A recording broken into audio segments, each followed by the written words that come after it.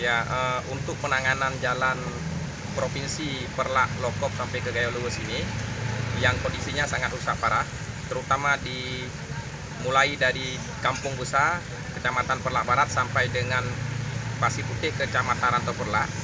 Ini akan ditanggulangi pembangunannya di APBA 2020 sekitar anggaran 89 miliar. Jadi anggaran 89 miliar ini akan coba dikerjakan melalui Dinas PUPR Provinsi Aceh.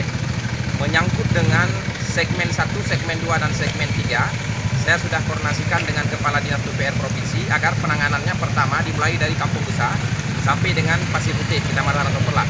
Karena memang lubang jalan yang sangat parah terjadi di lintasan ini.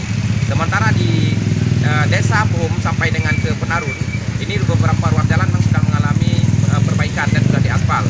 Nah, kemarin di tahun sebelumnya itu penanganannya memang kurang maksimal, termasuk oleh PUPR, karena ada jalan yang diaspal itu bukan pada titik yang rusak, sehingga mengakibatkan jalan yang rusak ini akan bertambah rusak. Jadi masyarakat di Kecamatan Perlak Barat, Kecamatan Rantau Perlak, Kecamatan Penarun, dan Kecamatan Lokop, bahkan ke Kabupaten Gayo Luwes sangat mengharapkan jalan ini bisa segera dibangun.